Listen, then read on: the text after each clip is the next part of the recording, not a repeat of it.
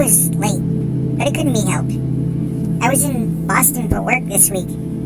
I was here to oversee one of my company's assets. We were having a new branch built.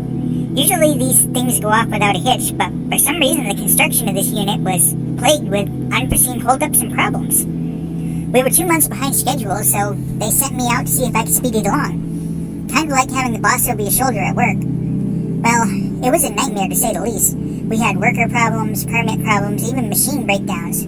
So it was late into the evening before I left the site today. But at last, the workday was over.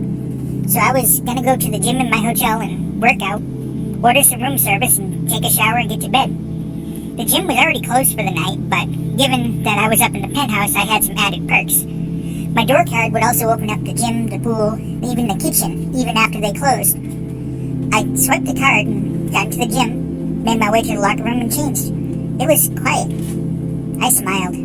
After a long day of noise, to work out in silence would be a godsend. After pulling on my shirt, I felt the hair raise on the back of my neck, kind of like the feeling you get when you know you're being watched. I turned around, but there was nobody there. I felt a bit uneasy, but figured it had to do with being later at night and in a strange place. I hopped on the treadmill and got to work. A few minutes in, I thought I saw somebody standing by the door, but when I looked again, there was nobody there. I finished up and went over to another machine, but I couldn't get the feeling that I wasn't alone out of my head. The gym wasn't that big, and there really wasn't any place a person could hide. The front door had locked behind me, and I was just in the back, and nobody was there either. But I was determined to finish my workout. I started doing the bench presses when another pair of hands grabbed the bar. I looked up.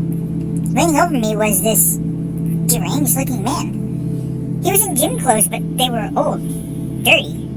He looked down at me. His lips curled into a smile, and I could see his rotting teeth.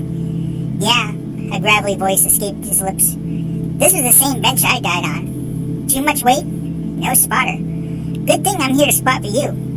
He laughed and began to push the bar down. I pushed back as hard as I could, but to no avail.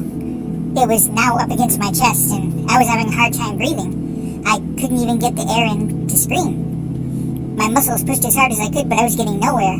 The man's face slowly began to melt away, and soon I was looking into the man's empty eye sockets. The only sound in the gym after that was that of my ribcage breaking.